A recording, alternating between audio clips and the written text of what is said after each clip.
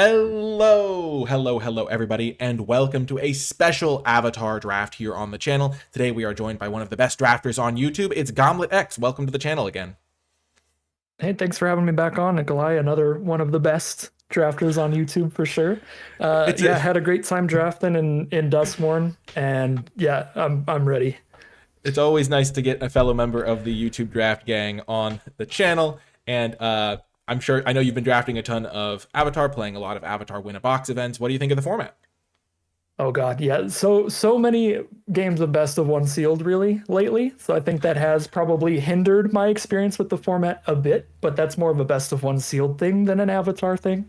I think the mechanics are great for sure. The gameplay is awesome. Airbending, waterbending, firebending, earthbending, they all very flavorful, super fun to play around with. There's some really fun cards that kind of affect how you draft as well, like some of the monocolored build arounds. I'm kind of a sucker for that kind of stuff. So I like those as well. The one thing that I haven't loved so much in the format is there does feel like a bit of a disparity between the like really strong rares and some of the weaker commons. But once again, it's probably because I've been playing a ton of like best of one sealed lately. Yeah, trying to win those boxes. I like what you said about the like monocolored decks. I think it's always interesting when they have hybrid mana and monocolored synergies at the same time, because sure, there's the hybrid mana card for like a blue red deck, but if you play it in mono blue, you can also play it on curve guaranteed every time. And so I think that kind of like design space, it's very Throne of Eldraine-esque and very strong, I think, as a cool like little design thing that they can put into future sets, hopefully, because even one uncommon for each of the monocolor decks has made a big difference in opening up a whole lot of play space. Are there any other decks or strategies that you're liking in this format, like other than the fun monocolor decks?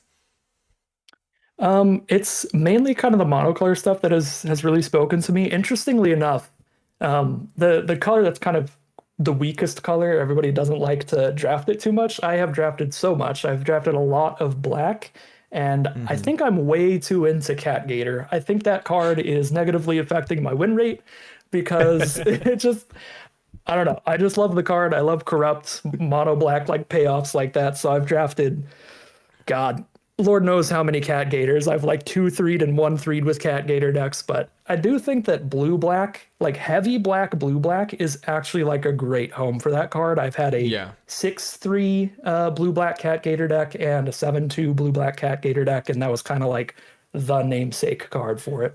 Yeah, I really actually like Cat Gator because I think even in just like a 9/8 mana base, I've been pretty happy. Like if I have 9 swamps and I'm getting like 3 or 4 damage out of it, and then in the late game you like bring it back with something and you do it like even more damage, like I'm fine taking that card early. Whereas some of the other ones I feel like always trap me. Like I keep getting like Gather the White Lotus or something and being like, oh, maybe I should try to draft heavy white, and then just like end up with a 9/8 mana base, like cutting the card or like 8 planes. I'm like, oh my gosh, what's going on? But Cat Gator, I'm happy playing in like a 9/8 mana Absolutely. base.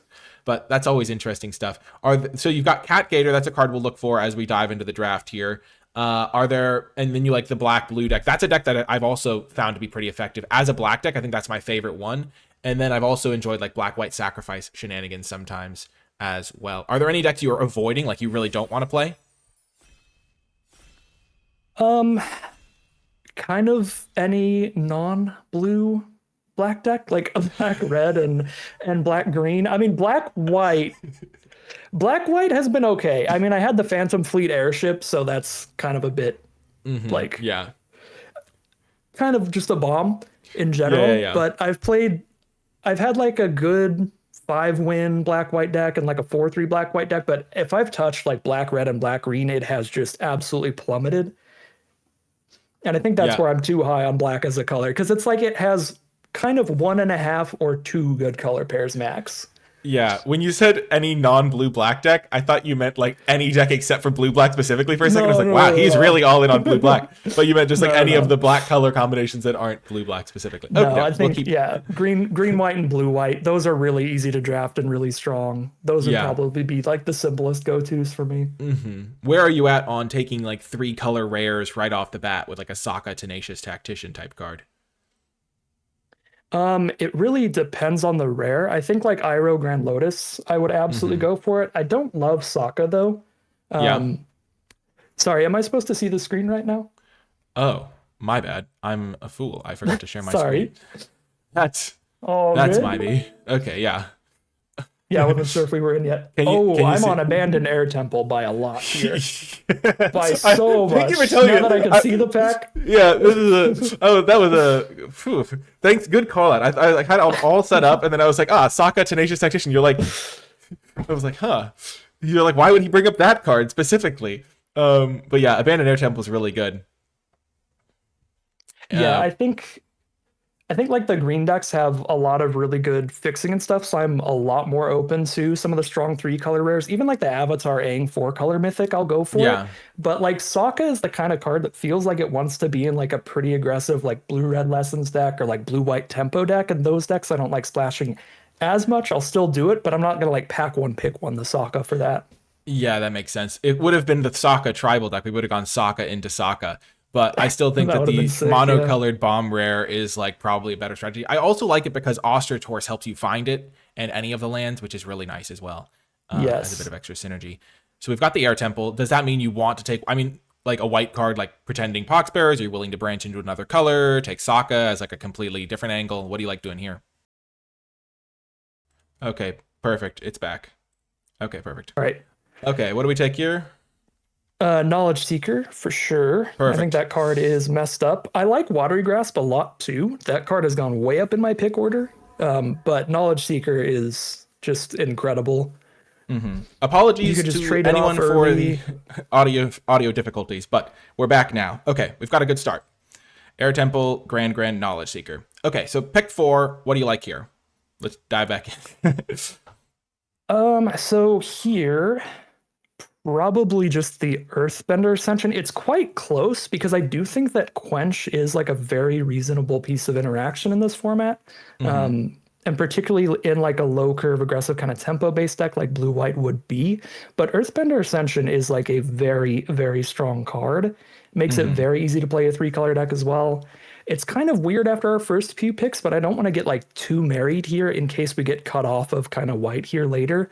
We could Yeah, be like a green, blue, splash red kind of deck or something like that, where Earthbender yeah, Ascension really shines. yeah, exactly. And it is looking like White's getting cut off a little bit. Zhang's Deserter is the only white card, really. I guess Earth Kingdom Soldier. Then there's also Firebending Lesson to dip into red, or Watery Grasp to stick with our blue cards. Yeah, this one's pretty interesting. I'm definitely on Watery Grasp or Firebending Lesson. I kind of want to just take the Waterbending, or sorry, Watery Grasp hmm with two great blue cards already. Yeah. But I mean, I don't mind the Firebending Lesson, and we do have Grand that cares about lessons specifically. I think I'm still just on the Watery Grasp though. I mean, that card has gone up so much in my pick order Yeah. because I'm usually very hesitant early in a format to take enchantment-based removal too heavily. And this one, there's also like airbending where they might be able to save the card, but that hmm hasn't come up too much. And it's kind of criminally easy to pay the activated like waterbending cost on the grasp hmm later in the game. Yeah, that makes Plus, it's sense. just like disgusting against earthbending. It's like one Oh of the few yeah. ways you can actually just lock down their mana, Yeah, whether or blue not kind you of dunk shuffle it back. blue dunks on earthbending because it's also got the Oh Lost yeah. Days 5 mana card that just like shuffles the put the cards into their deck, which is pretty nice. Here there's Fortune Teller, there's Bright True Ancestry, there's Azula. I think forecasting fortune teller is great here. We get to get really deep into blue. It synergizes well with tons of our cards. It works great with the knowledge seeker by being a draw two card. It works great with the watery grass being two permanents to water bend, hmm and just in general, great blue card. Yeah. We kind of just like blue and then could be any second color, but Earthbender Ascension is nice because it's a strong rare. So now we could be like hmm Rowdy Snowballers, Shared Roots, Rebellious Captives, lots of options again. Yeah, not a super exciting pack here. I think I want to just take rebellious captives and maybe move a little heavier into green after that Earthbender Ascension. hmm Wouldn't mind like shared roots either to leave us open to just like splashing in random rares as we were saying earlier. Like if we get like an IRO, try to draft a bunch of lessons to go with that or something. Yeah, I don't mind either one. No, there's Otter Penguin to stay in blue. There's Leaves from the Vine if we really wanted it for some reason. Have you played this card? I mean I think I did once or twice very early in the format. I mean like early access event early, but since then like I've run against it once or twice. It just never seems to really do anything. Yeah, so I think we take Otter Penguin or Yu Yan Archers here. Yeah, just be on Otter Penguin. It's just pretty filler, kind of a mulligan of a pick there. Yeah, it does go well with things like Gran, which is definitely nice. Yep. Wow, Badger Mole came back. Yeah, Pillar pretty late Launch as Badger well. Mole. Yeah, I'm Yeah. just on the Badger Mole here for sure. Definitely works great in the same kind of deck as Earthbender Ascension. hmm When They you both have play, Earthbending synergies and counter synergies, and you can ramp just straight into the Badger Mole on 4. yeah, when you play blue green, are you looking to splash or are you just okay? I'm gonna be straight blue green situation.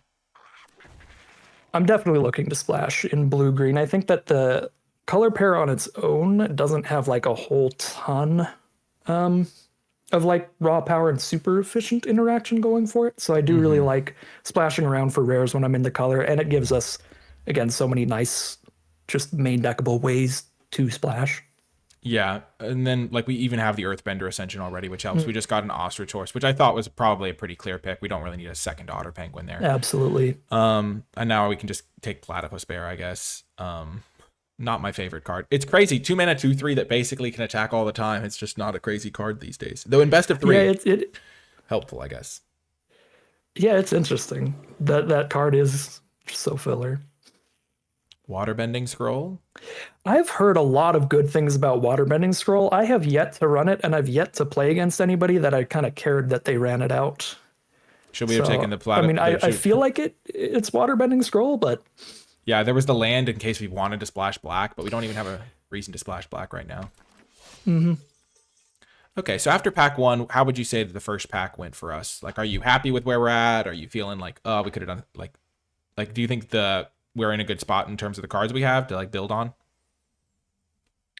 yeah, I think we're in a pretty solid spot here. We have some raw power with Earthbender Ascension and maybe Abandoned Air Temple. That seems highly unlikely based on how the draft went. But we've got a really consistent kind of blue core to the deck with some cards with raw power that we could move into as our secondary colors. Yeah, like here, I think there's another Earthbender Ascension, which immediately catches my eye. They play really well Yeah, together. And yeah. then Toph Blind Bandit is great as well. And are there any other cards in this pack that catch your eye? Um, Not particularly. Yeah, it's kind of hard to with an Earthbender Ascension in the pack. It's kind of hard to look anywhere else for me, but Yeah, it's that on the top. The top is solid as well. yeah. Iceberg is a good removal spell, but like I'm definitely not taking it over Earthbender Ascension when we're already certainly deeper into green than white. Do you generally like, oh, you're playing blue green, you said you're looking to splash. Is like red a color that you're looking to splash, like primarily for the lesson synergy or something like that? Or are you open to splashing any color where you get removal, like you'd splash Path to Redemption too, or things like that? Primarily splashing into red. I've splashed into white once or twice, but I think that there's just the highest density of like solid rares that randomly show up in like green, red, blue has the great rare. There's good green, red rares, and also like one or two decent like blue, red uncommons that I think play pretty well in Right. this 3 color pair. But like there has been a time where I'll open like the green, white, blue Aang and splash that instead. But Yeah. here I would be on probably Iroh's demonstration here for the Yeah. splash. Does the fact that Ostrich Horse wheeled influence your decision at all? Like the previous one we saw, the Ostrich Horse came back with like 10, like 6 cards in the pack. Does that factor into your decision at all? Definitely. I do think Ostrich Horse is a pretty solid card, but I do think it's also like kind of criminally underdrafted just in general. And certainly hmm seeing one pick 10 last pack, I think we can try to count on that wheeling and go for higher power off the splash with demonstration. In this pack, do you like Seismic Sense? Do you like Meditation Pools, Raucous Audience? There's a few options, it feels like. They're all pretty solid. I've liked Seismic Sense a lot as just a really easy way to like if you have a really strong creature in your deck, it becomes kind of a tutor for it in the late game. We hmm kind of don't right now, but there are some pretty strong ones. Yeah. I'm also, it's funny, like not always the most ecstatic to use the dual lands if I have something like Waterbending Scroll that I'm going to play, which isn't the greatest Yeah. reason not to take a dual land because they're still good, but that's definitely something that I can sway I've the had so many cat gator decks where it's like I'm not running duels. Can't do it anymore. I have like 3 cat gators. It's not happening. You've had 3 Cat Gators? That's crazy. Yeah. You Okay. know that There's one 2-3'd. Oh gosh, too many cascaders. There's Professor Yep. Zay, Watery Grasp, and an Ostrich Horse. What you taking? I think I'm just on Watery Grasp here, just get some more Yep, solid, cheap interaction. I like it. I We like actually it. don't have like a ton of top end yet, which I'm getting a little worried about. It definitely makes the Earthbender Ascensions and the Ostrich Horses a little weaker, but there we go. There's the second Badgermole. Yeah, Ask and you shall receive. Thank you, DraftPod. exactly. Yeah, does the Giant Koi like fill that role for you at all, or do you play this card? I mean, I haven't really played it in draft yet at all, but I did play it once or twice in sealed, and it serves the role as your top end finisher if you just have nothing. But That little it's one I'm pause, hesitant to. Yeah, the little pause said I'm everything. yeah, Uh, I'm never excited about it. It's like if the draft just did not give me any power, here's a finisher, I guess. Now there's Quenchia. There's a dual land. There's Badger Mole number 3. This card is, I guess, a card that's playable, but it's not our color. We have a few options here. This is what our curve looks like right now. So we have Yeah, decent number 2 drops.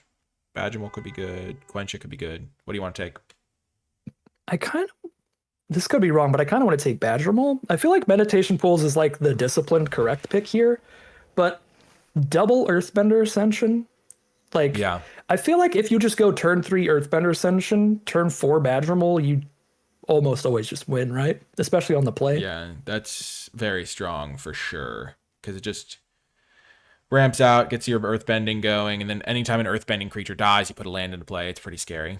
I think first time flyer here, maybe. We Yeah, have a good first number of time flyer lessons. doesn't look like a particularly good deck for it, but But yeah, it's the only thing that's close. yeah, we still have time as well. Here there is Octopus Form as an option. There is Sold Out as a potential splash, another green 2-drop if we want it. Octopus form or the Rebellious Captures for sure. I'm trying to get a grasp on how many like actually good 2 mana creatures we have because we still have like Platypus Bear sitting there that I'm like, eh. First Yeah. time flyer gets a little better now that we have an octopus form, but not like a ton. Yeah. I ended up just grabbing the Octopus Form for the lesson count, but it was kind of like either way. We already have one captives. We have the Knowledge Seeker, the Fortune Teller. We have a few 2-drops, like 3 good ones. Platypus Bear, probably not the greatest. Yeah, I would just take Geyser Leaper over it. Yeah. Yeah. Yeah. I could, Highly yeah, unlikely to get run when we already have triple Badger Mole, but yeah, exactly. We just seen, which do you like, Platypus Bear or Otter Penguin? I mean, we've got like 1 Clue token and 1 Grand Grand right now. Probably Platypus Bear. Yeah, I think also as a sideboard card, it's way better. So I agree with that.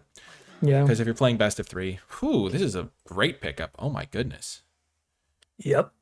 That wheeling is really, really strong for us because that makes our early Badger Mole play a lot more likely.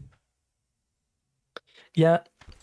It's funny, like I feel like if we open up any kind of awesome, we wield the ostrich horse, perfect. Yeah. If we open up any kind of expensive bomb rare, kind of almost in any color, we're like, all right, jam that and we're ready to go. Yeah. And we got the 3 pieces of ramp, double ostrich horse, make sure we hit our land drops, and that is a 2 mana red aggro rare. All right, well that's not You know not they put it on hard exactly mode here. the card. Yeah, there is Rockalanche, but we're not that heavy green. Hey, I'm sad I haven't done the Rockalanche thing yet. In a Rockalanche. I don't know if you've seen the show, but it's I have it's not like seen the show, it's a fun line. unfortunately.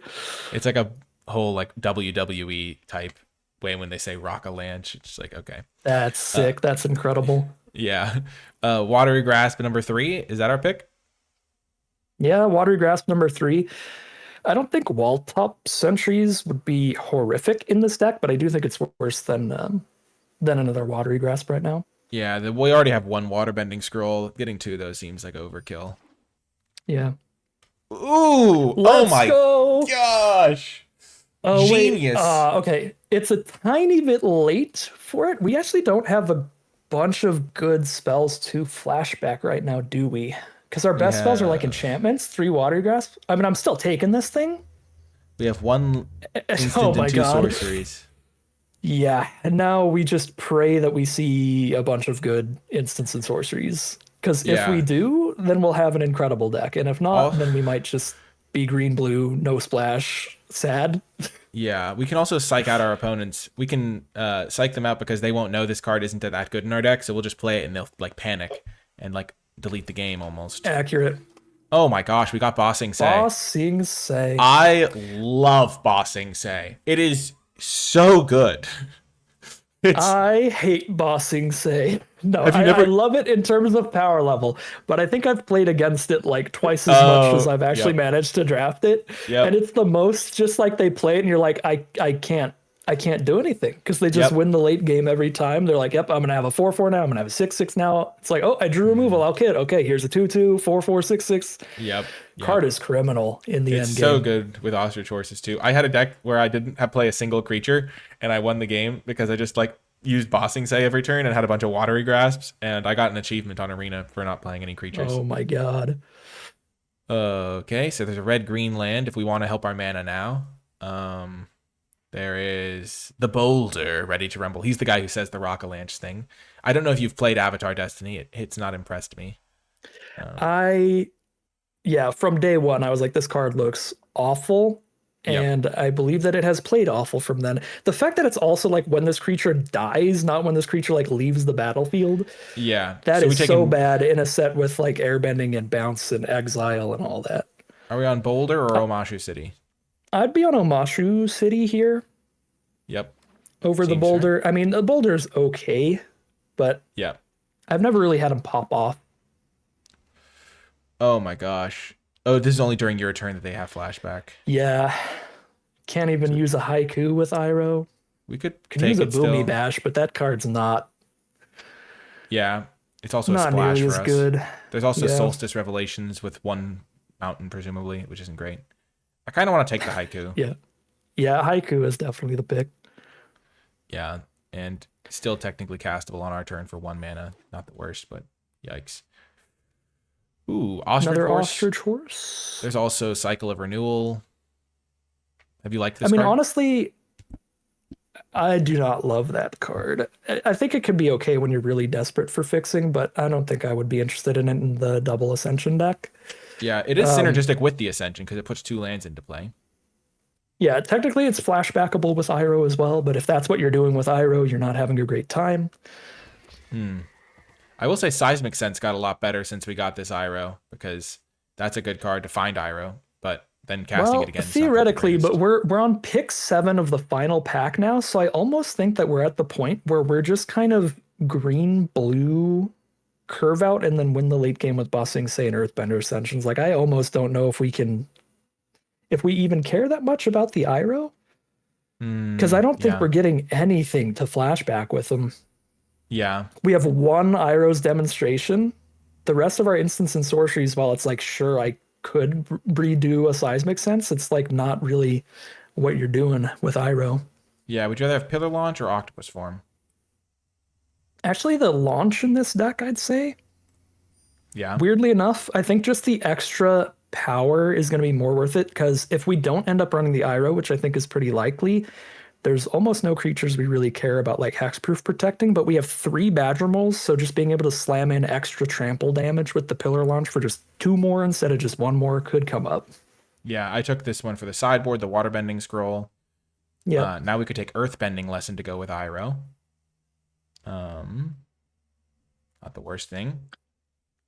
Yeah, you can take that, and then if you feel like playing around with Iroh, you can do that.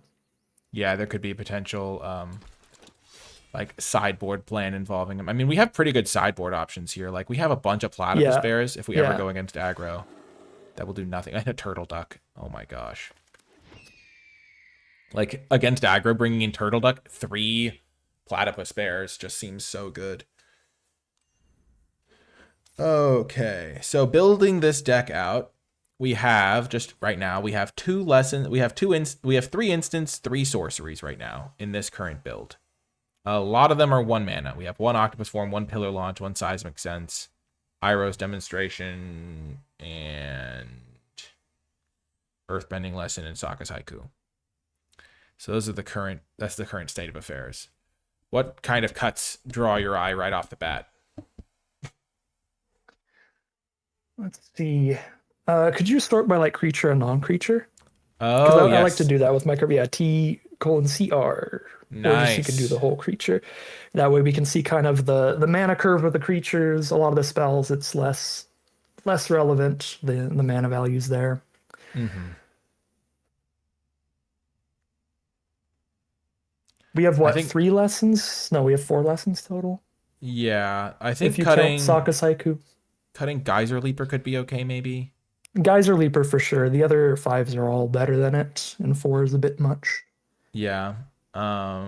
We This could is cut. actually, I've never run Meteor Sword before, but this does look like the deck for it. Like if you have triple horse, double ascension, and an audience as well. Yeah, also with Bossing Say, you just get that thing up to a 5/5 real quick. Oh yeah. We could cut Otter I, Penguin. yeah, I don't love Otter Penguin and honestly even the water bending scroll, but I don't know. You'd have to tell me about that because I still haven't run it yet. The only time I've ever seen it in play is when I was aggro, so obviously it was pretty bad there on my opponent's board. Yeah. The Have you classic had good waterbending scroll. experiences? I had waterbending scroll in some decks where it's going to be a very good sideboard card if it's not in our main deck. Because like bringing in two waterbending scrolls for a control matchup just sounds devastating for the opponent. Do you ever play 18 lands? Like if you have bossing say or things like that, or do you just count on your ramp to be fine and help you in those situations? I feel like, yeah, particularly because this deck has triple horse and double ascension, like it has 5 3 mana cards that are picking up another land, we can pretty much rely on those. And if we run the seismic sense as well, that's also basically a land when we need it to be. Yeah, so we have to make three more cuts. My instinct is to cut Earthbending Lesson because it's kind of bad, and then Yeah. cut like a first time flyer because we only have like 5 lessons, Yeah, especially for that's what I cutting was Earthbending wondering with the Lesson. lesson count Like earlier. Just if cut we cut the those lesson two, the first time flyer. and then we This is have such one a more cut. tragic IRO deck, really. Yeah, but we have some self mill too, which could help us get like some stuff going. Iro plus It Octo's Form. does at worst like scare your opponent and probably it like works as a lightning rod for removal. Although I guess Yeah, technically like it would be the biggest creature on board anyway, so yeah. it So we probably is the could, removal target even if it's blink. yeah, we're probably gonna be playing it. We could even consider playing Earthbending Lesson to go with it if we wanted to. But um, this is what the deck looks like right now. Fairly even colors, like 8 green sources, 8 islands to go with our waterbending scroll. We could cut Pillar Launch, I guess, though that seems I pretty think Pillar reasonable. Lance is a fine cut. And then, or we could cut the waterbending scroll and sideboard it in. But I think this deck seems pretty solid. Yeah, I think being able to like sideboard in the second combat trick if you wanted to play quicker or side in the second waterbending scroll if you want to play longer. I think Yeah. this is a nice like middle ground Yeah, we could even cut the for Iro if we game really one. wanted to. Yeah, I was honestly really considering just like, is Iroh even worth it? But I think even if he just like recasts one Seismic seismic sense. sense, it's probably fine. Yeah. But It's yeah, he's we've downgraded Iroh from a bomb rare to like a solid top end common. Like Iroh yeah. is our 6 mana mono blue fish in this he's deck. he has become the giant koi. Yes. I literally thought about that as soon as you said top end com, and I was like, oh my gosh, we found a way to play giant koi. Yep. Oh my Honestly, gosh. Giant Koi might be better in this deck than Iroh. If we could swap out Iro in our teamer deck for giant koi. Yeah, it's crazy because I don't remember seeing a lot of like Lost Days, which is kind of the perfect Iroh card because it's this Uh, 5 mana removal spell lesson. Yeah, I don't think we saw a single one, and I feel like partially responsible because I just hyped up that card in one of my videos. So clearly, all of our other people in Oh, our pod yes, watched it. yes. They were like, "Oh man, I got to take The all of the secret's lost out and days." it's all your fault. It's all my fault.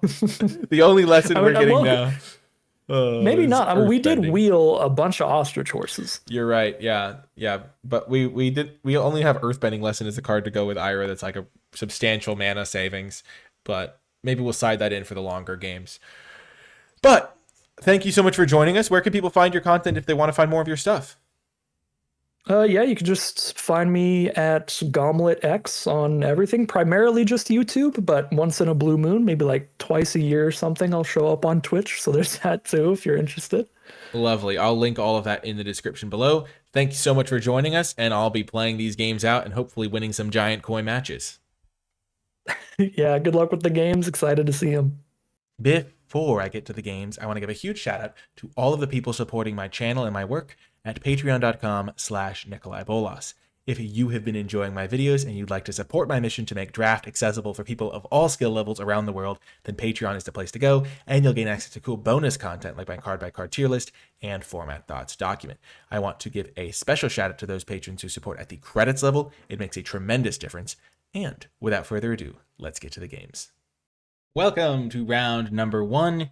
Obviously, this is a mulligan, but I do want to take an extra second to shout out Gauntlet for coming on as a guest. He's a great player, and he makes videos every day on YouTube drafting, so it's always nice to be able to highlight another perspective from someone in the trenches making good stuff. So if you did enjoy hearing his perspective, be sure to check him out. We're going to mulligan this hand, obviously, and we're going to keep this somewhat sketchy 6.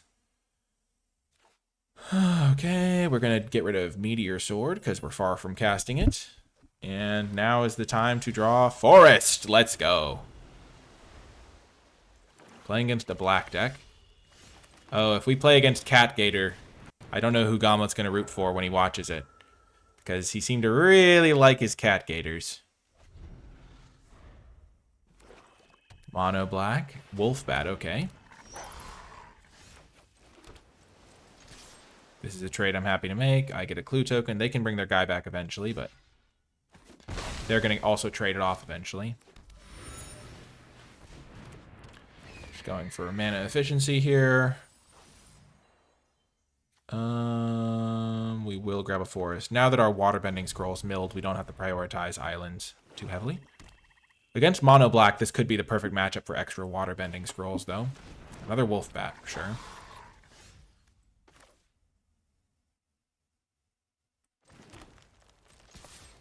I will offer the trade. They don't accept this time. And I do want to sack the clue because I want to make sure I hit my land for next turn. So I can just jam a Badger Mole. And then I'll play Captives because it can attack into Wolf Bats, threaten more damage. The Trebuchet. Oh, I see. Well, we're going to get to use Watery Grasp here, which is going to be very effective here, I think. Oh, extra effective. Azul Always Lies is quite good, but this thing, when you don't have the ability to attack, pretty mediocre. So we're going to play this. Play this. No attacks. And this thing's locked down for a good long while, hopefully. May. Sure. They're playing mono black. Kind of crazy.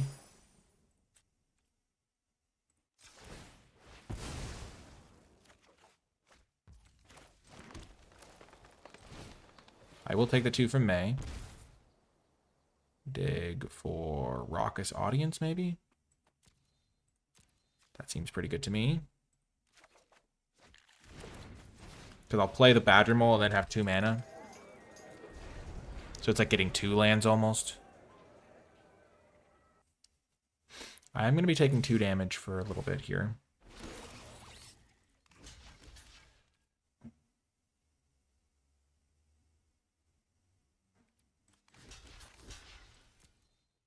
Let's just do this. If they don't have a kill spell, then I do get to kill the May.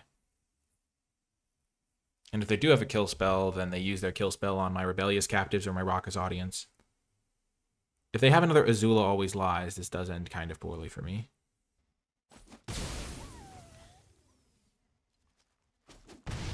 Perfect. That's just what I wanted. Trying to keep them off of having good attacks. I can play Iroh, recast my Seismic Sense. It's going to be better than Giant Koi. It's got to be. I don't actually have the mana to cast Iroh yet. I think I'd rather have Raucous Audience in play, though. They don't have a kill spell, that's for sure. Oh, sorcery speed. We kind of got him good there.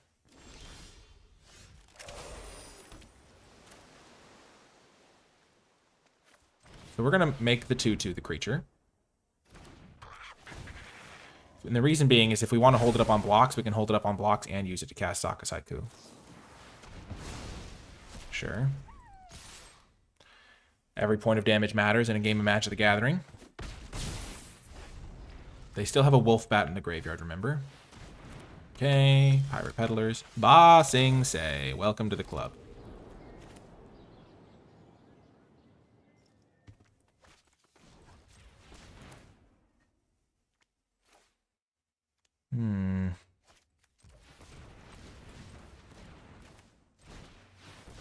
I am going to make another 2/2.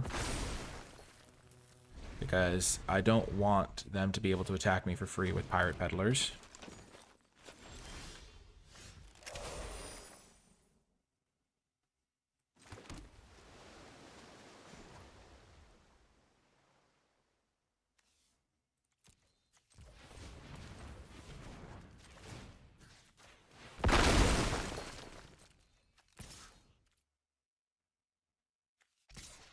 I will attack them for 8. Don't want to give them a freebie on the Pirate Peddlers blocking. The Merchant of Many Hats gets kind of a freebie.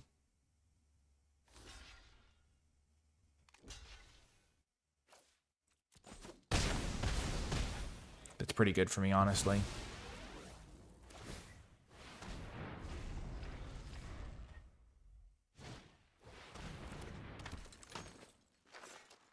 Yep.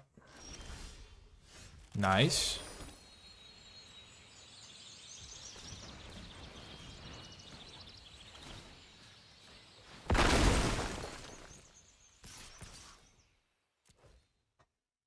If they're just chump blocking with Merchant and then replaying it every turn, I'm pretty okay with that. And then next turn I can start holding up Saka's Haiku. Because I'm super far ahead. Because now they're getting into Cat Gator territory, and that could be pretty not great for me.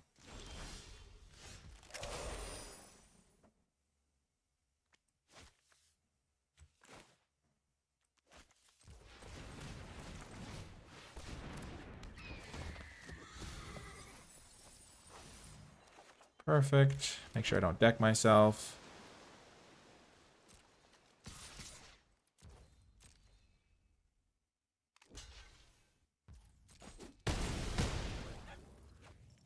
I will pass the turn with Saka's Haiku up.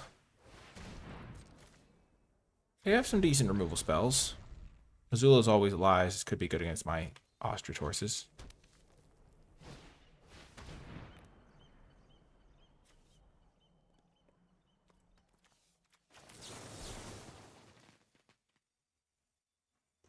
I always forget I get to untap a land.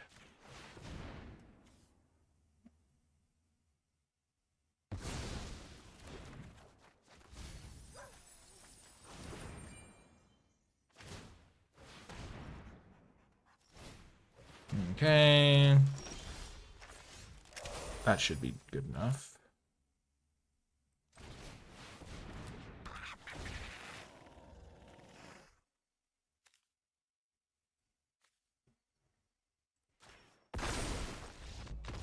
Boom. They don't have enough blockers to block everything. I have 10 power of trample.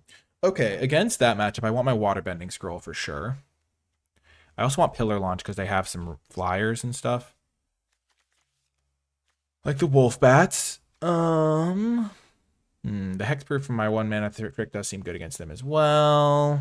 I don't think Earthbending Lesson seems great. They don't seem that aggressive, so maybe I don't need Rebellious Cap. I don't want Raucous Audience against Azula Always Lies. That's for sure. I'll still keep these guys in. Saka Haiku. Maybe I cut Meteor Sword because they have good number of removal spells. I think Waterbending Scroll is going to be my late game inevitability rather than Meteor. Though the Meteor as a removal spell is still useful. Okay, we can keep this. It's a little slow, but Earthbender Ascension gets us a blue source. Then this catches us back up. And if we draw an island, we're in great shape.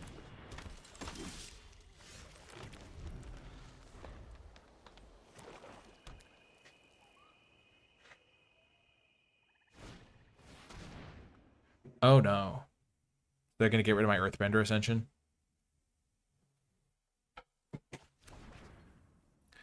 It's okay, gang. I have other blue sources, like islands.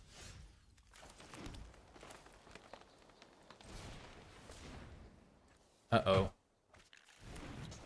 So we've now dug several cards deep.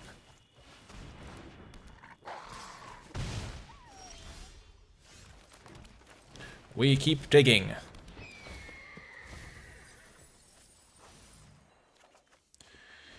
We're getting punished for our splash, too. We've gone so many cards deep here, though. Azula on the hunt.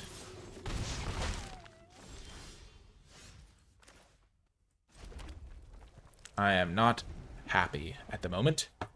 I feel like we're about to get obliterated by them just killing our ostrich horse.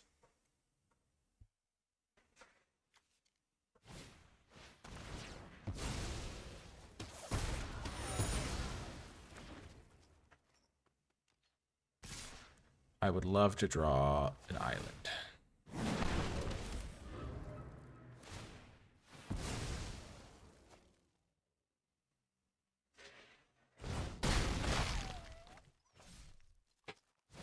I'm in deep trouble. It's just unfortunate that I didn't draw a single... I have 8 blue sources, another Earthbender Ascension. I dug, like, way deeper. I'd looked a bunch of cards at that with my ostrich horse.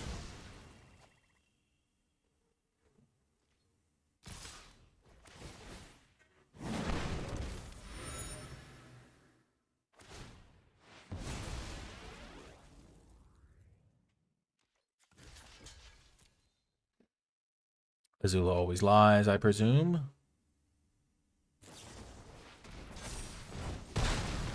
Gosh darn it. Okay, game 3. This is where we really battle. Okay, Turtle Duck doesn't do much. First time Flyer might be good against the Wolf Bats, honestly.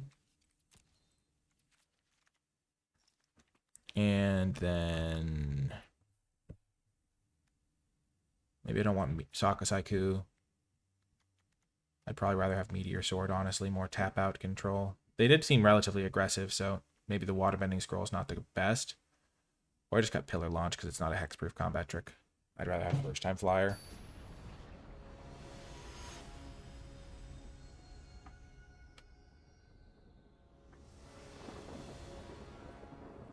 We're on the play. We have both of our colors. Oh my gosh, what is this madness? Now remember, you don't want to cast your Seismic Sense on turn 1. Because you might whiff then.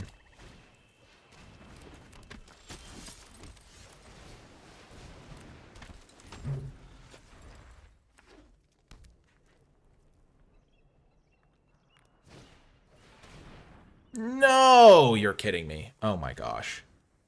I never get to have fun, do I?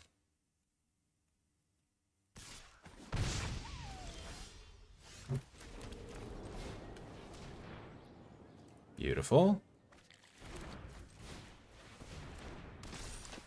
And here we can just race them. We're doing 2 damage to them per turn. 2 in the air now. If they play a Wolf Bat, we're in great shape. Vindictive Warden, sure.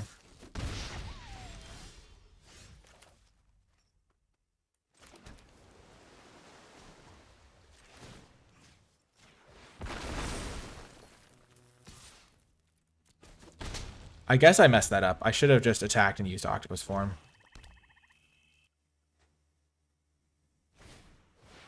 Zhao, okay. Definitely kind of scary.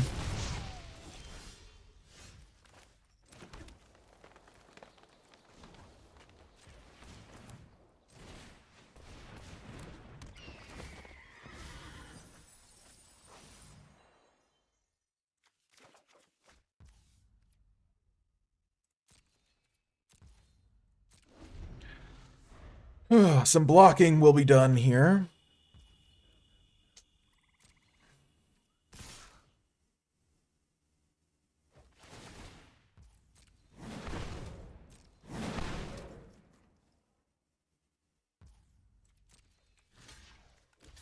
Block like that, then double block here. Honestly, maybe I should double block the Callous Inspector, but I think this is better.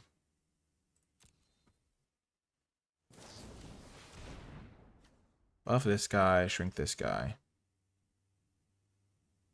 Okay, which means this will go up to 5 power.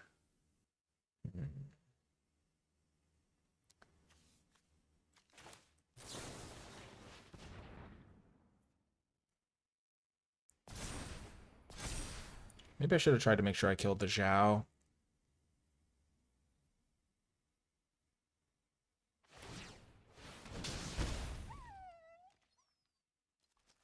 Killing their pinger does seem pretty nice for me, though.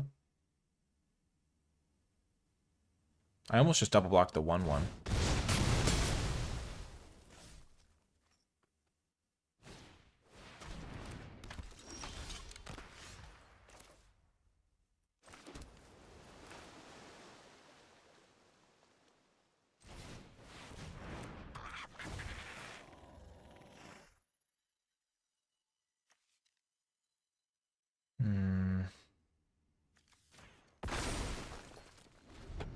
I think making a 4/4 is nice.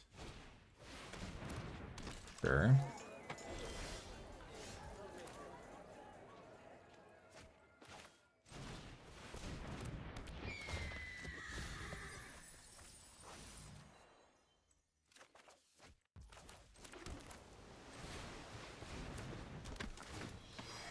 Okay.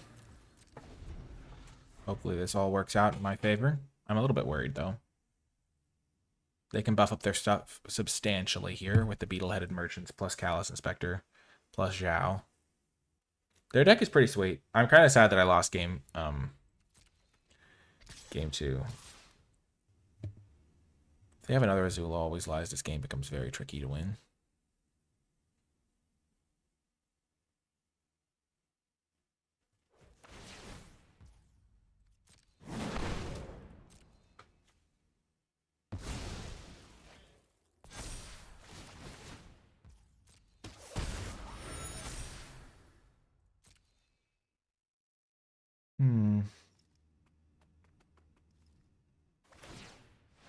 I'm a little surprised they didn't attack with the Pirate Peddlers.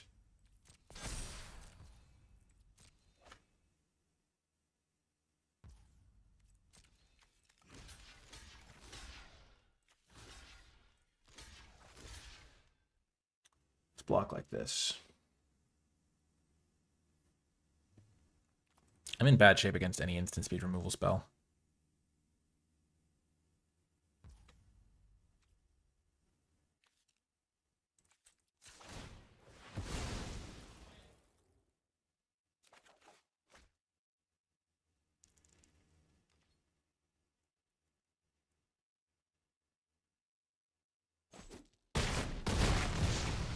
Wow, that's actually a really good trade for me.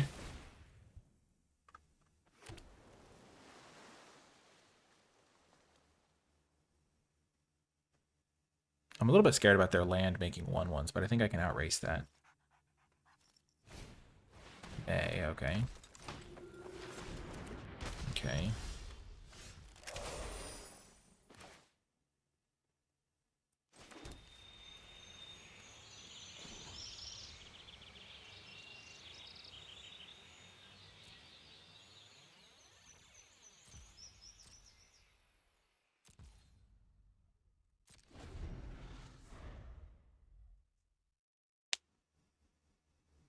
Hmm.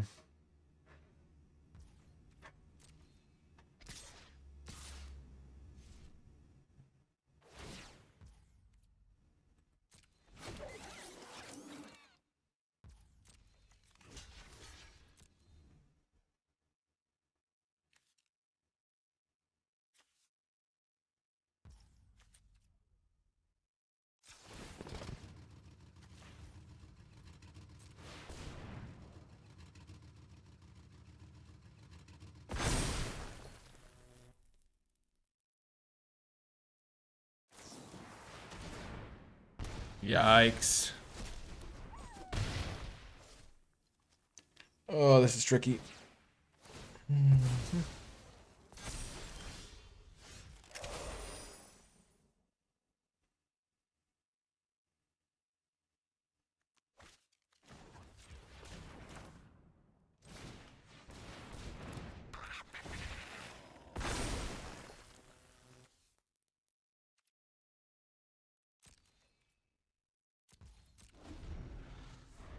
This is so challenging.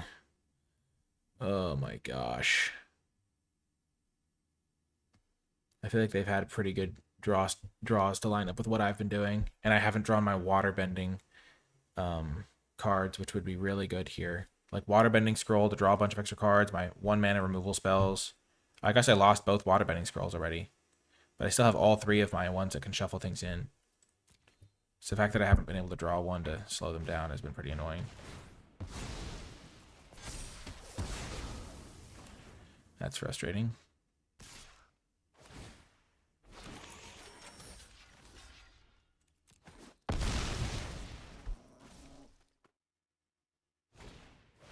Oh no.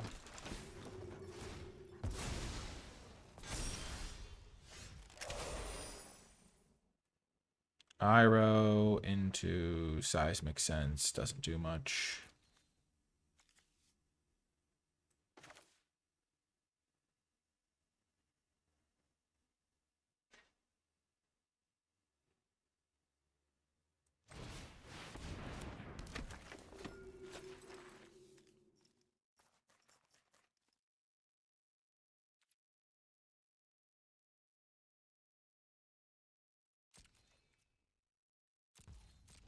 I do have a 5/5 that can block Azula, so that's good. Yep, they always have it. Truly unfortunate. My gosh. I'm shocked they didn't attack with both. Oh, man. Well, we're going to lose this round. I don't think we could have done anything differently, though, honestly. We just never drew what we needed to draw.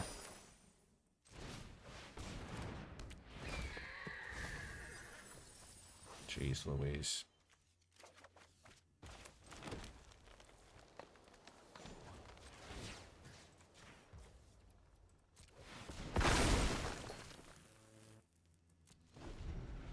Oh, man. We're still in this technically, but it's looking really bad because of that land.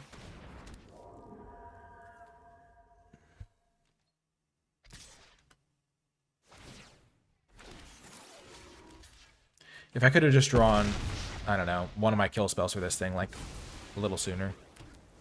But this thing plus this thing is just too much for me to beat now.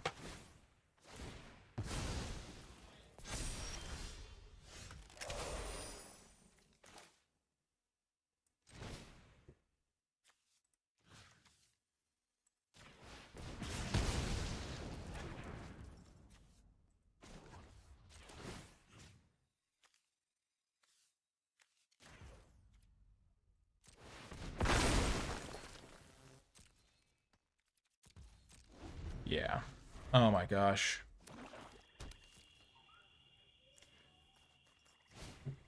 Just not good draws. That's how it goes. If I had milled my Iroh's demonstration before I played my Iroh, that could have been helpful.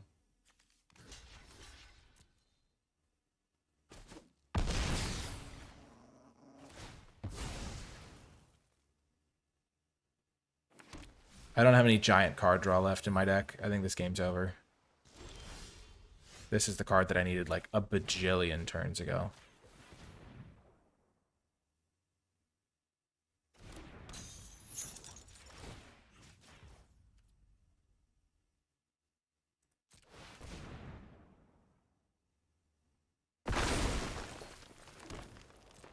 So I'm going to sack the Omashu City on end step. That can maybe get something done. I can steal a march on the opposition potentially. But all my 2-for-1s are gone.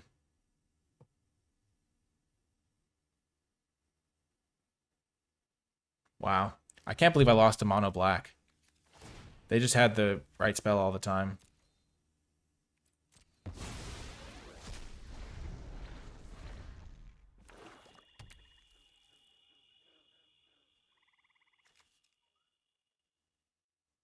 I don't have any spirits in the deck to block that thing, sadly.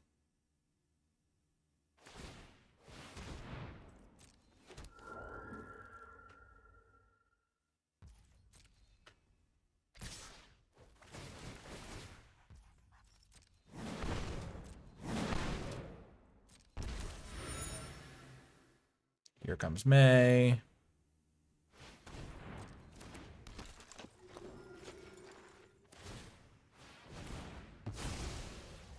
Like, if I'd had a watery grasp, like, a lot earlier, I would have been able to win this game, I think, because I wouldn't have had to chump block this thing the entire game. But as it stands, I clearly lost this one. Frustrating. Oh, well, that's why you play the matches.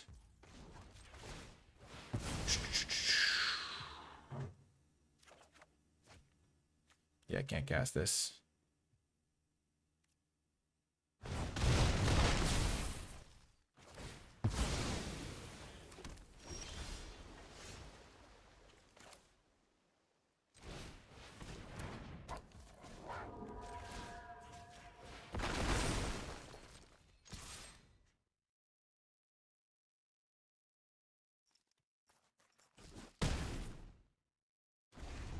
I don't think I have any outs.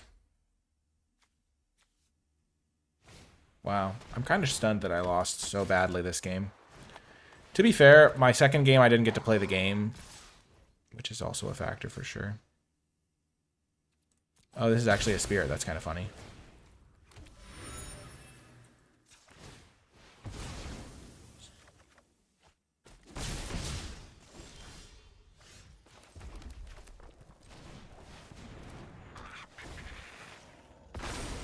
If they hadn't been able to play anything, I could have won this almost. We were so close, even with all that. Even with all that, we got close. My gosh. Oh, frustrating, of course. Very frustrating, but we'll get battle back for next round. See you there. Welcome to another round. We're going to keep this. It is kind of crazy how we got somewhat owned by the Daily Indoctrination a couple rounds in a row. Though, to be fair, it was because we had pretty bad opening hands a couple of times.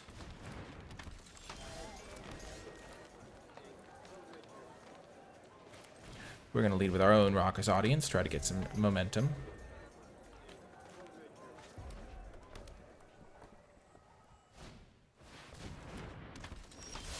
Yep, they're doing more powerful stuff than I am right now.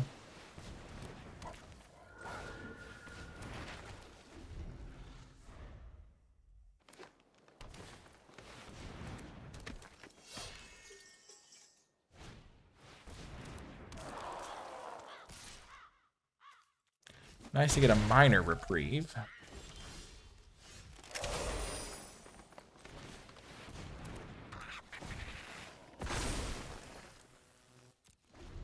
I have a 4/4 that can trade with a wrestler. Oh gosh. They have no less than scissors, a 4/4.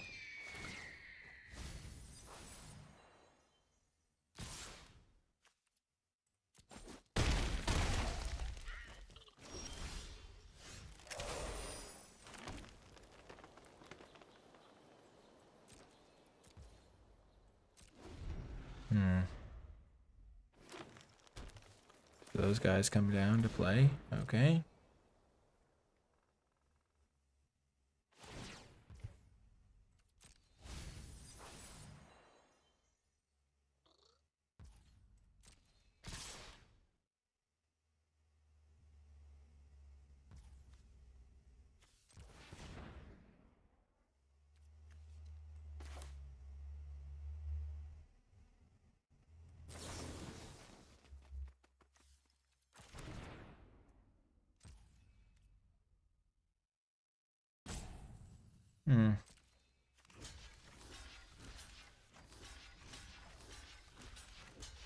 Are these the only blocks for me to live?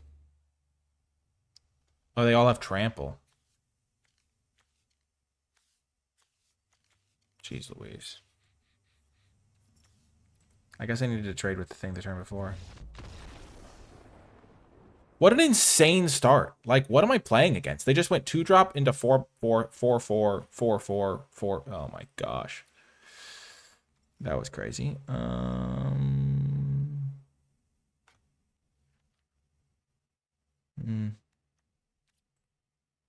I don't even really feel like making sideboard changes there.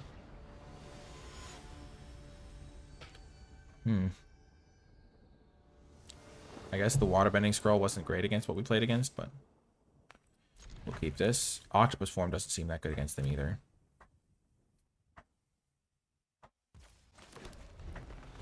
This seems good. If we don't find a blue source, we're just going to lose again, but when you have like 6 looks at it, you can generally be pretty confident you're going to find what you need. But then again, we've been kind of on a bad roll here. Okay, perfect. We got there. Got the job done.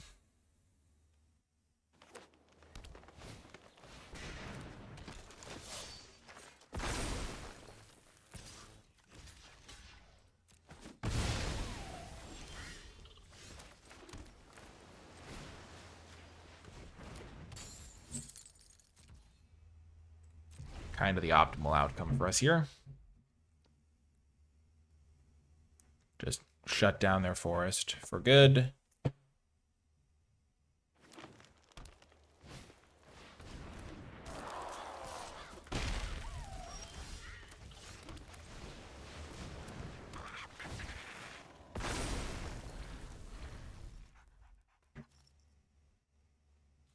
I'm feeling real good about our chances this game. I will say I have not loved Octopus form in any of our games so far. We don't really have high priority creatures to protect.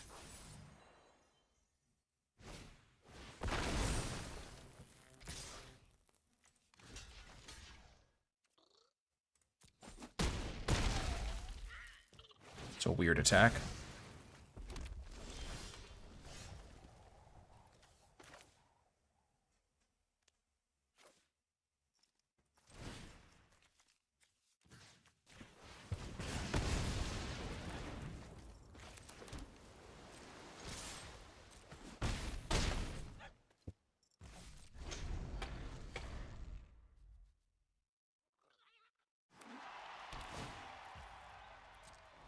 Okay.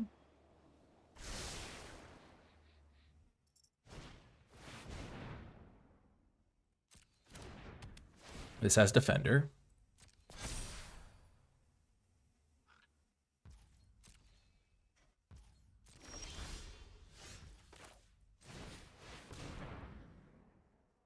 Finally get to cast an Earthbender Ascension.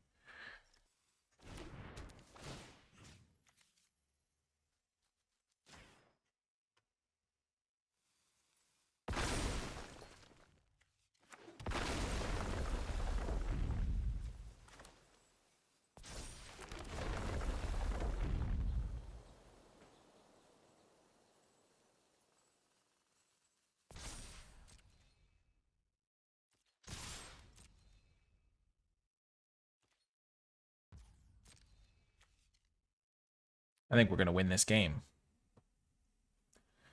Don't quote me on it, but I think we're going to win it.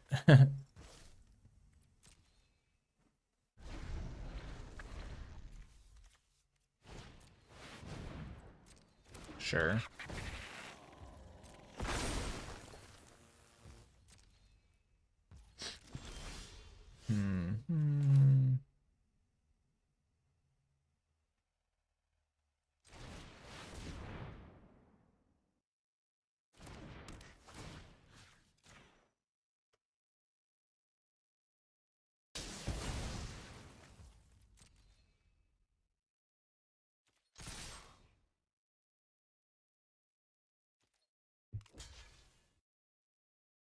I think we got this.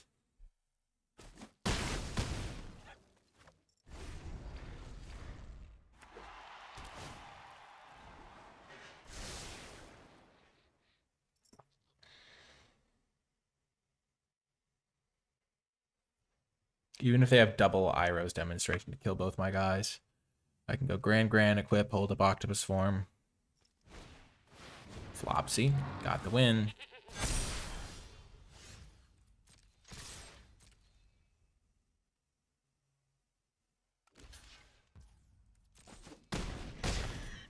Booyah.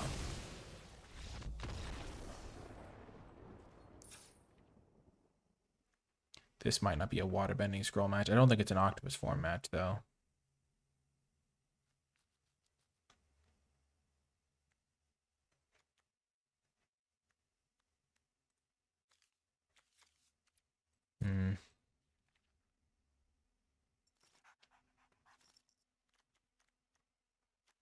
I haven't seen a single instant speed removal spell from them.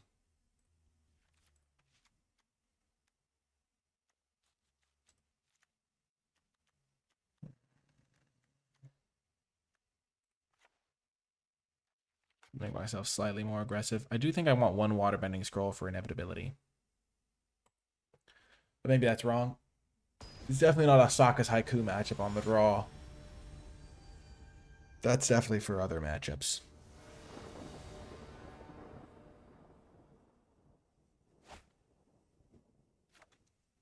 Okay, we're going to keep it. We've got all our colors. That's a good draw.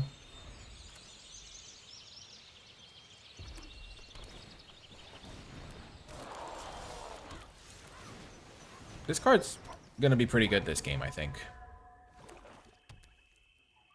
They have all their colors now.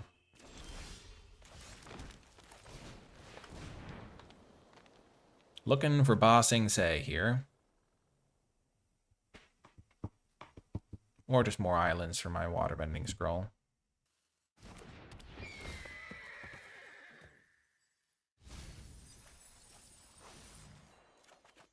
Couple of good cards got milled there.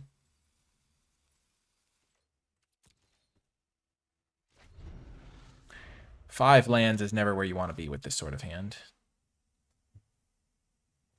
We did keep a heavy land hand, though.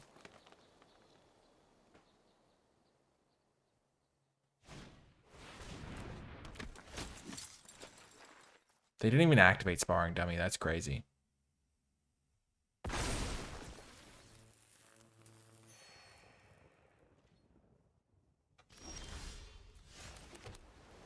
I love drawing all lands. Oh my gosh, it's so rough. So far, we're 1 for 2 on... I mean, 1 for 3 on drawing spells this game. But we have enough islands to make the waterbending scroll pretty good.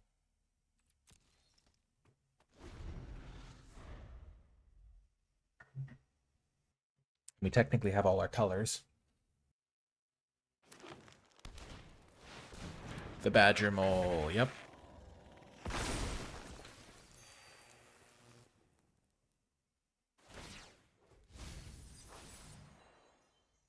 Glad they don't have that to work with. In these sorts of games, you just try to prolong. Grand's a little bit tricky to use in this spot. No good attacks.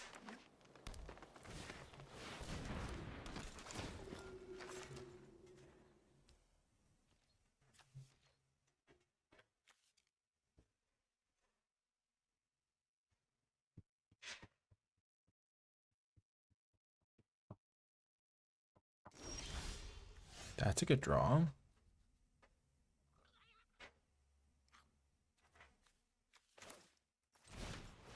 Especially because it'll let me tap this Grand as well. When I waterbend the thing back into their deck. Do I want to get rid of Boomy or the Badger Mole? Probably Badger Mole because it gives that thing trample.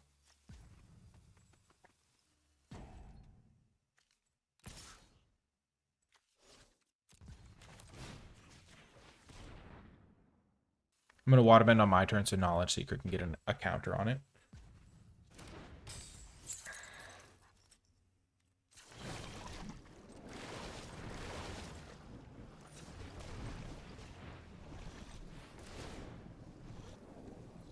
We have fairly even board states in terms of sizing.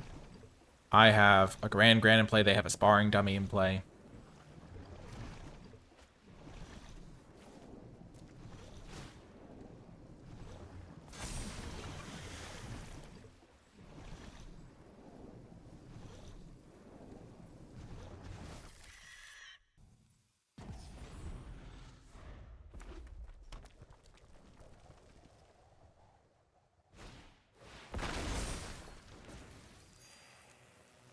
Okay.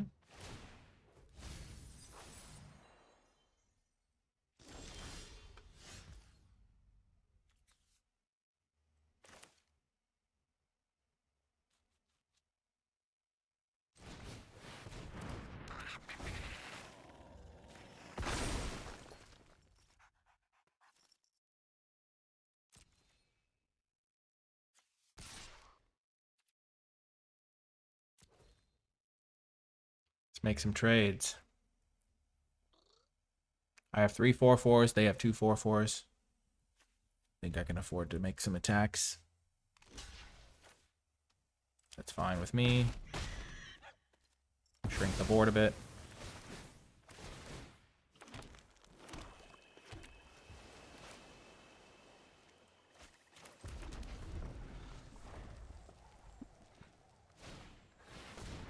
Okay.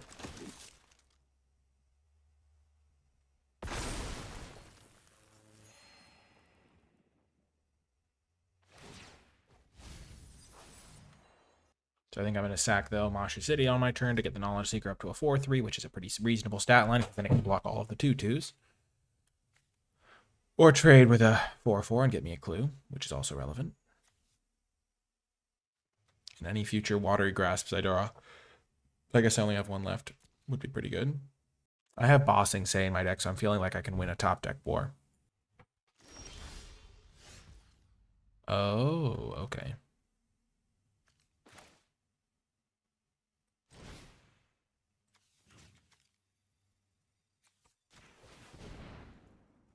Try to kill that guy.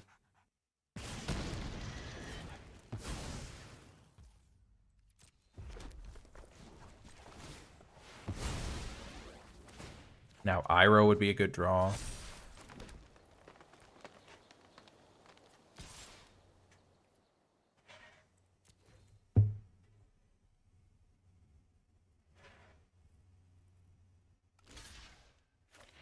Another reasonable trade for me.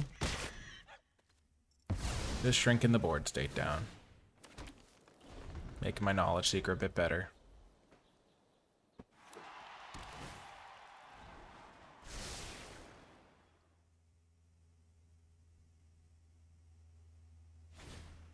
Oh my gosh, that's so much value. Gosh darn it. So if I attack with Knowledge Seeker, they might just triple block. Nope, they just use it.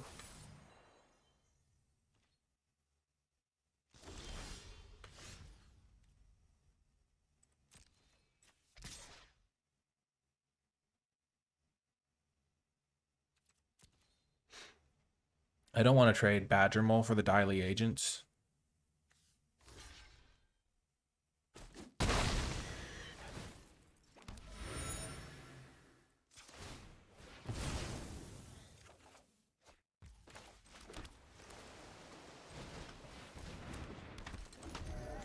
Okay, so Grand's going to get another attack in, presumably. I'm going to be able to kill Boomy, equip Grand, attack, loot. Might even be able to attack with Badger Mole as well. But they don't have any mountains left. That's crazy.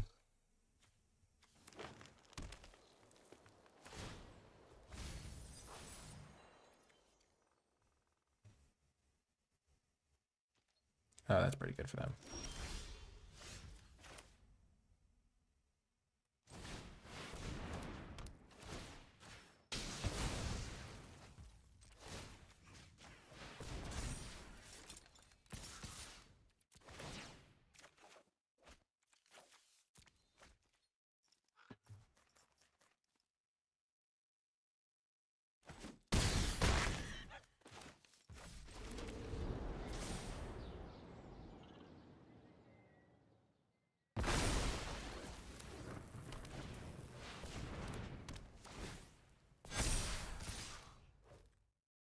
Okay, so they made a 5/5 somehow.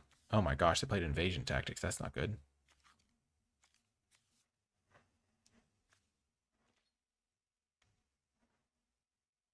I could take 11 and go to 9. I think I'll do that. Because then this can trade with their Rumble Arena later. They get to draw a card. I have Bossing Say, though.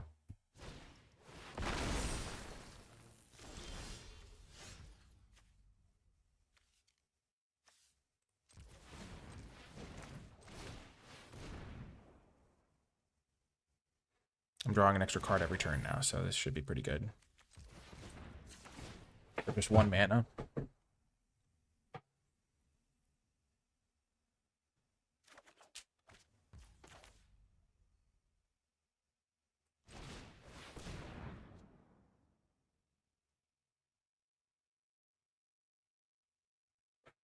I'm gonna get a island so I can do this for basically free every turn.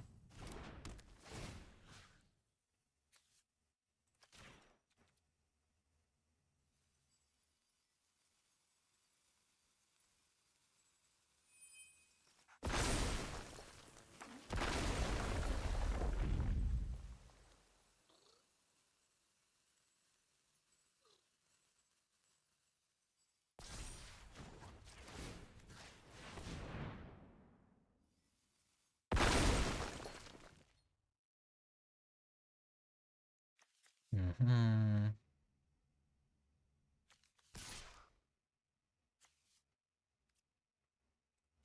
I have 2 big blockers, 1 smaller blocker.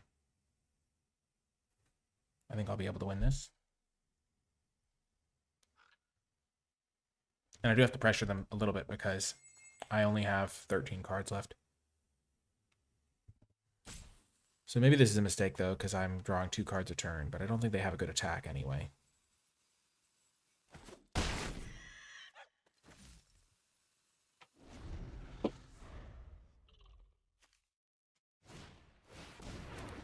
Oh, no.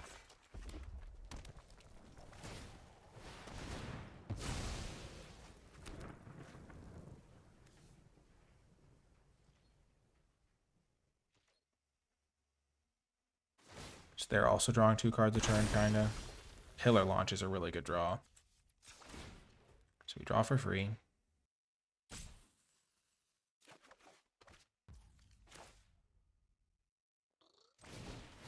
Great draw. Iroh's coming in clutch. This is the fish that wins us the game. Iroh's Demonstration is going to take down Toph.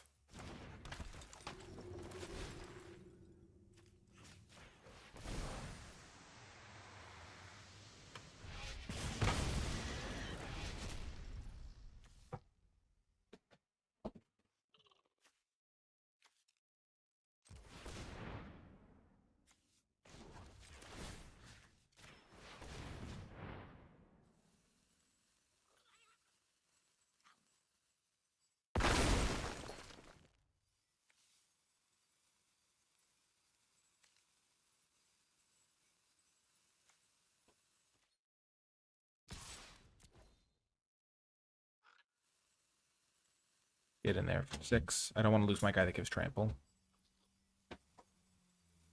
My opponent is playing quite slowly, which is a little unfortunate.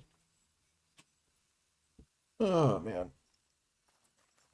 But I think we got him now. Iroh was a great draw. Better than a koi fish.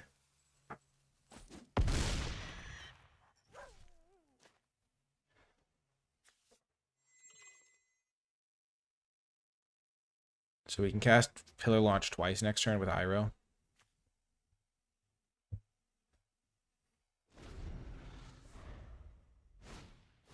Okay, Badger Mole, sure. Long Fang, sure. That's kind of crazy. It's gonna be a bit scary.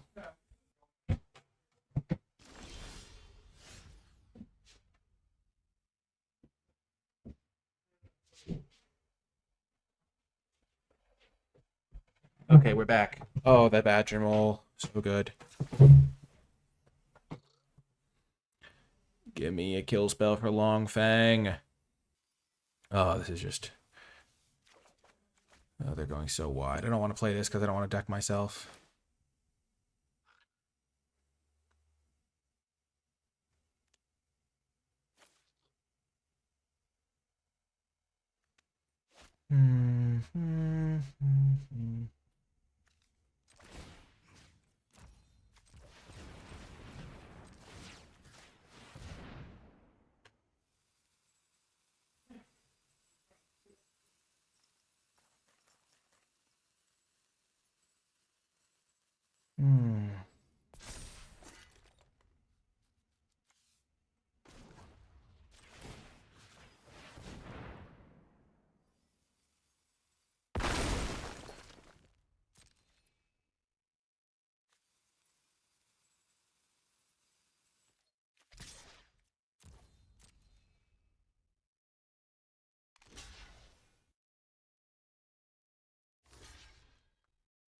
Okay.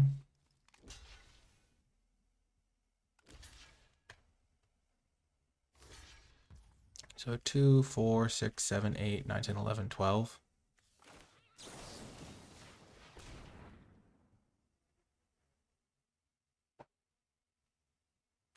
One, 4, 5, 6, 7, 8, 9, 10, 11, 12.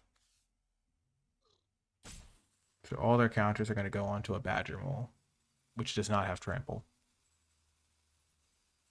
1, 2, 2, 4, 6, 7, 8, 9, 10, 11, 12.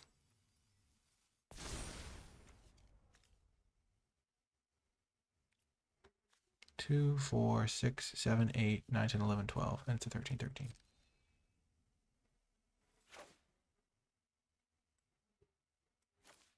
Long Fang has to die. This 3, 3 has to die. 1, 1s have to die so they don't have jump blockers. So 3, 6, 7, 3, 6, 7, 8, 9, 10, 11, 12.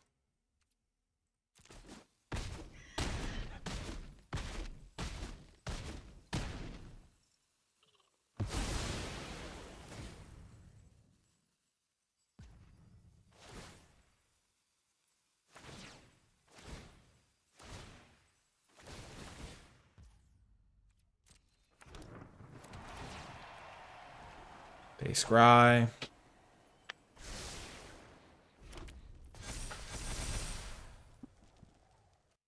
I'm ruling the roost right now. Oh, man. The opponent is 9 minutes left. I have 20 minutes. My goodness. Jeez Louise. Just let me win this game, opponent. I think we got him. Tough, sure.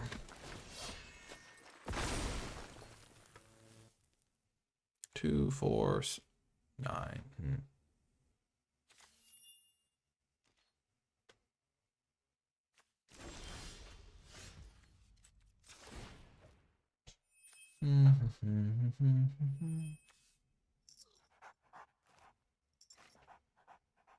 If I find water bending scroll, not water bending scroll, whatever it's called.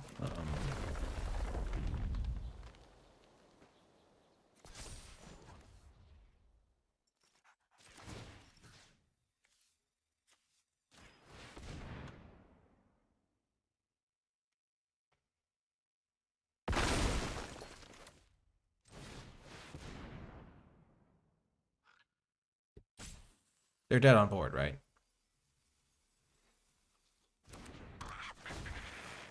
Just load up the trampler. So this is 15, 17, and I attack with everything else. They go 17 here, so it can be up to 19. They could eat Iroh. Jump block. They have to block this with everything else, right? 3, 5, 8. So if I attack with everything, they block Iroh. That's 5. They block everything else here. That's 8. So they take 7, 9, 15. Yeah, they're a bajillion points dead. What if this gained them 2 life? They're 13. So if they go to 13 life, they triple block this. They're at 3, 6, 8. So they take 7. The 8 toughest, they take 7 here. They block here. Then they take 7, 8, 9, 10, 15. Yeah.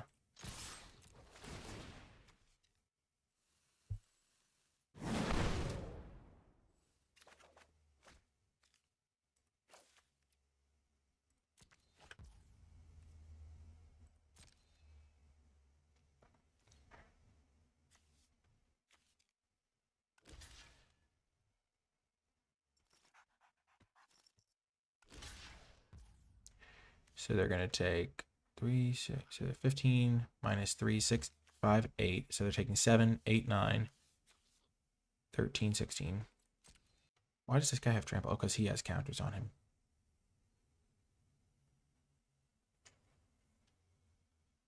I guess I might as well have cast the pillar launch.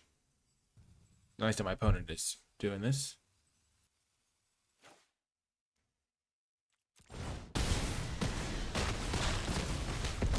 Boom. Got the win. Nicely done. We're heading into the final round, hoping to secure a 2-1. Always clutch. See you there. On to the final round. This is where we determine if we make Gomlet proud or fail. We're going to keep this hand, though. It's not the best hand I've ever had, but on the play seems worthwhile. Got a good 2-drop. Got this to find some action. Drawing a land there, obviously not my preference. Could get dicey. If I find Bossing Say, that could give me a good mana sink. Aang's Journey. Barrels of Blasting Jelly. I'm getting a sense for what they're up to. Great draw. Definitely just taking the spell here. And I think I'm going to go for the super value play of Badger Moling my Omashu City, then sacking this to draw cards. It comes back, you get to draw another card.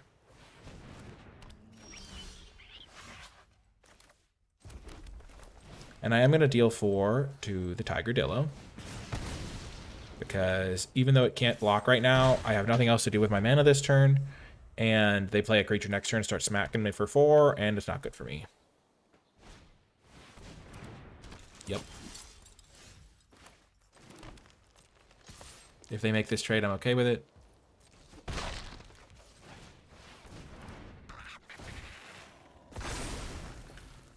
Omashu City, Synergy, growing my Knowledge Seeker. Fire Nation Raider's really bad. You should try to avoid playing this card.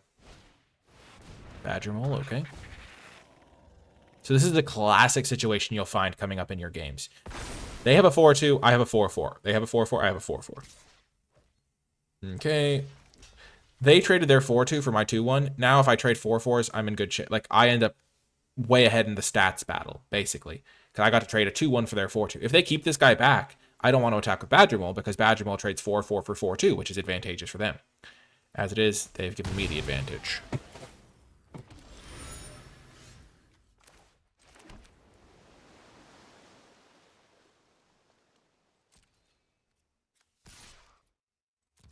As the front foot player, I think this is a good thing to make, trade to make for me. And then I will pass. I'm going to sack the Omashu City. It'll come back into play tapped. But I'll get a block in out of the deal first. So I can save 2 life.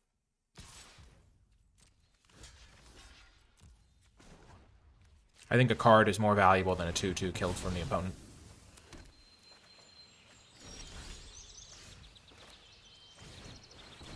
This can trade with Foggy Swamp Vinebender, potentially.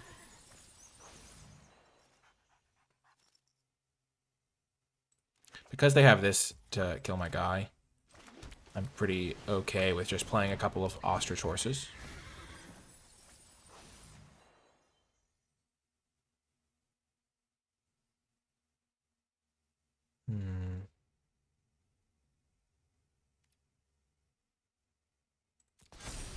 Let's make a 4-2 so that I can trade with the Foggy Swamp Vinebender if I want. Because they can't activate this.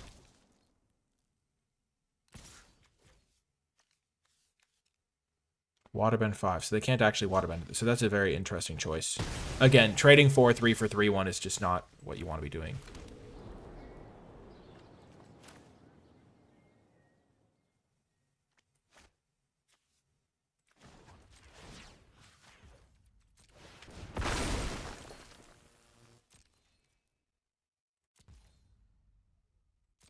I'll sack this. Maybe I should have done on my turn to get so I could draw Gran. But I've just been able to make good trades, like 3-1 for 4-3, 2-2, 2-1 for 4-2.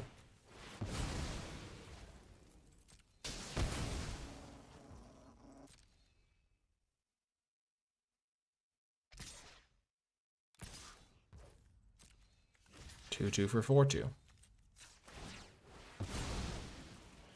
I meant to tap this one. But I think we're going to win this game very easily now.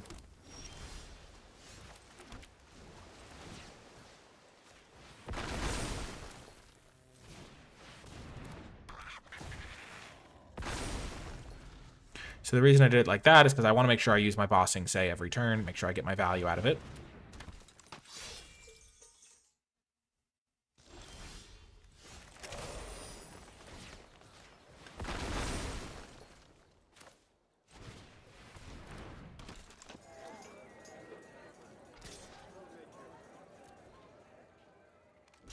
I'm willing to make this trade. It makes this not have trample anymore, which is a factor.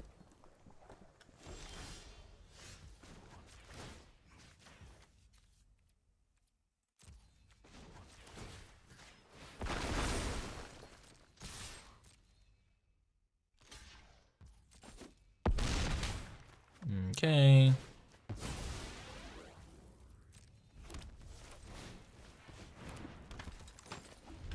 Oh, I should have played this land so I could sack the Omashu City. I have 13. I have 11 power. This is 14 if I play this and equip it. Okay.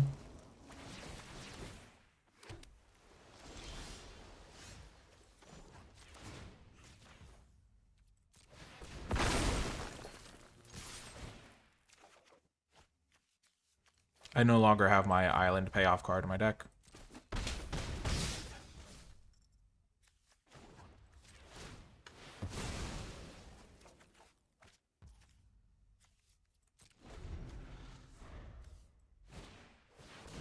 Iroh into Iroh's demonstration.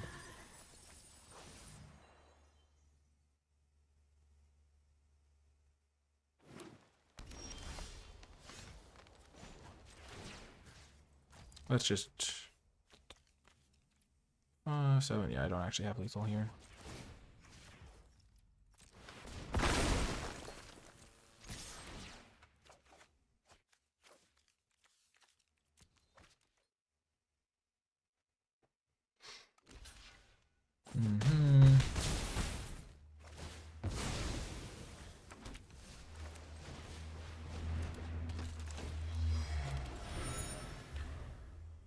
Okay, they're super dead. Nicely done. Their deck was not too impressive, though, in that game, so... Let's hope we can get a nice win in the last round and our last game. Come out of here with a victory. I mean, we had some really hard fought first rounds. Okay, red, green beats. Looks like they've got some aggressive elements like Fire Nation Raiders. So I want to make sure my cards can trade with Fire Nation Raider. So my 2-drops kind of can. I don't really like the way Octopus form played out. I didn't really see a lot of removal either. So I think I want to cut that and add an Otter Penguin. On the draw, I don't think I want that either. I'd rather have Platypus Bear. Honestly, maybe I could get rid of Waterbending Scroll as well.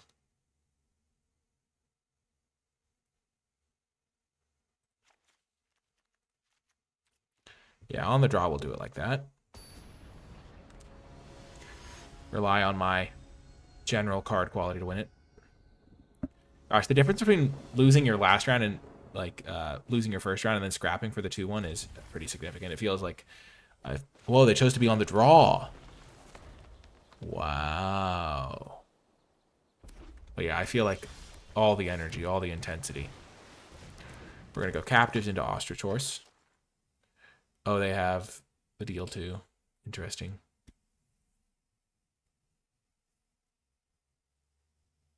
Firebending lesson. I didn't see that game 1, so I wasn't going to play around it here. That's going to be able to kill my captives no matter what, pretty much whenever. Or like an Ostrich Horse or whatever.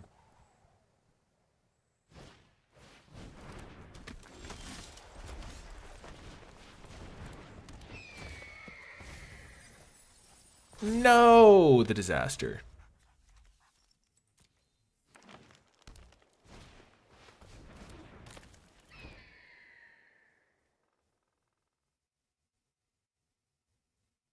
That's a good combo.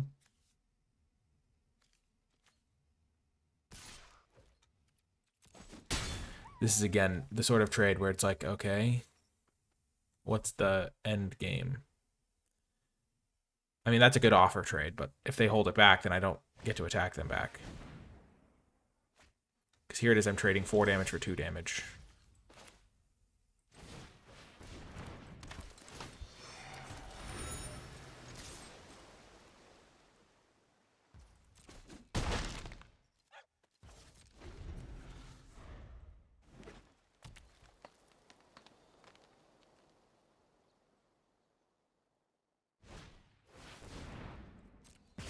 Boomy's Bash takes it down.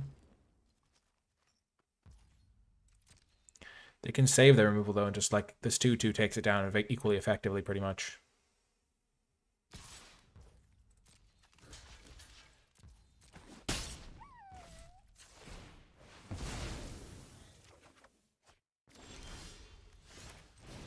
Digging for Bossing Say. Omashu City will do.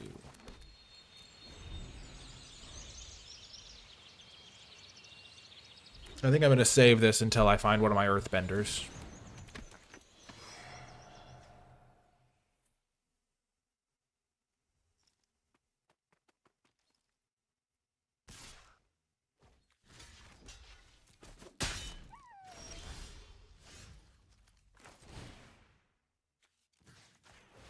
Longfang's pretty scary.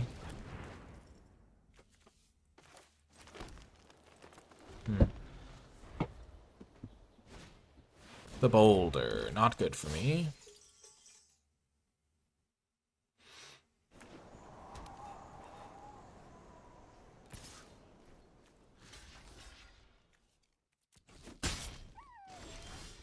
There's Bossing Say. That's a clutch card.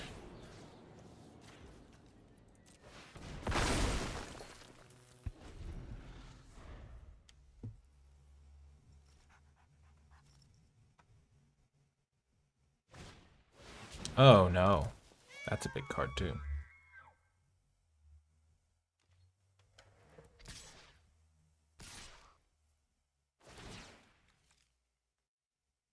I'm going to need to draw a Watery Grasp here. I'm going to be able to trade with Deserter's Disciple. Trade with Boulder. Empty board, but they have a Sabertooth Moose Lion and a Duck, and I have a Bossing Say. So they are definitely favored here. Pretty substantially, I'd say. But it's not because my cards aren't trading effectively. It's just I have 3 extra cards in hand compared to them. But they're all lands, so. And I have an extra land in play. Yep, that's not going to get the job done.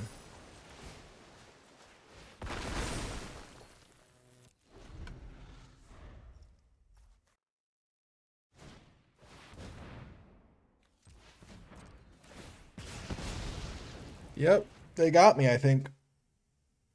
Drawing a bajillion lands was too much.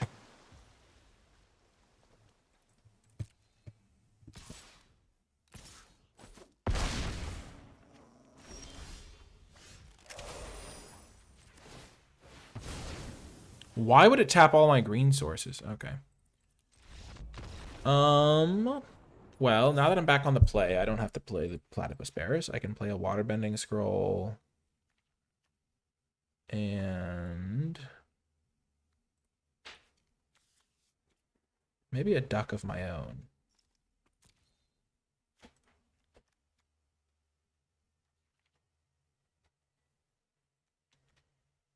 I'll just play both Waterbending Scrolls on the play.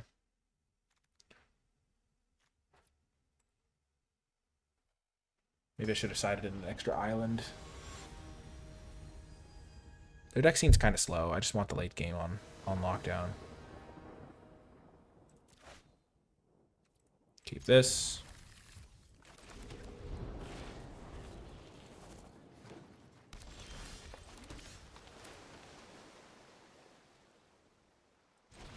We'll play the Penguin first. Get in as much damage as we can.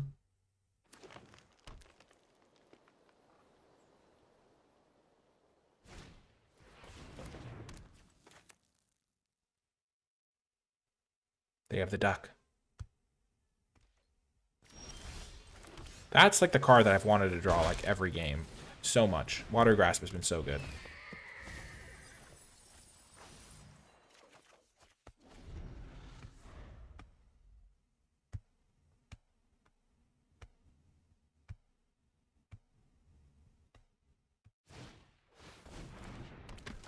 Sure.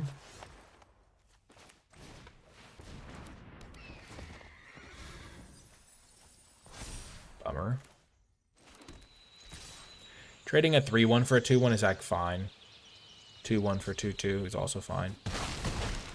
They missed a land drop. We're trying to pressure them. Missing a land with this is bad because I want to hit 7 mana for this. Also, I have 1 Badger Mole left.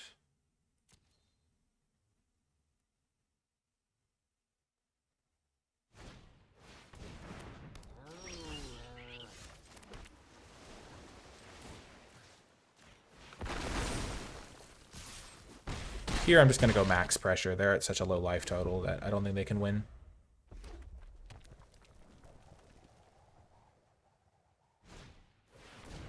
Okay, so they'll have to make it a 4-2.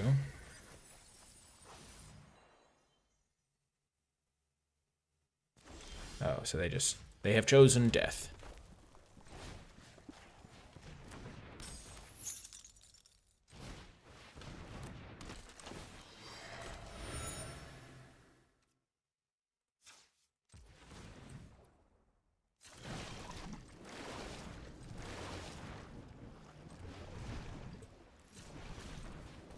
Got the win.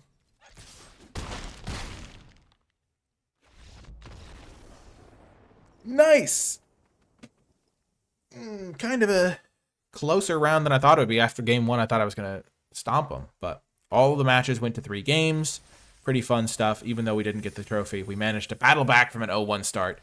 And we had a sweet deck. If you made it to the end of the video, in the comment section down below, leave hashtag GrandFish, because that was a pretty fun narrative from that draft, was that Iroh, the Grand Lotus, was like a big koi fish, though he ended up being very good in some of our games. That's going to do it for this one, though. Thanks again to Gomlet for coming on as a guest. You can find his YouTube channel linked in the description below.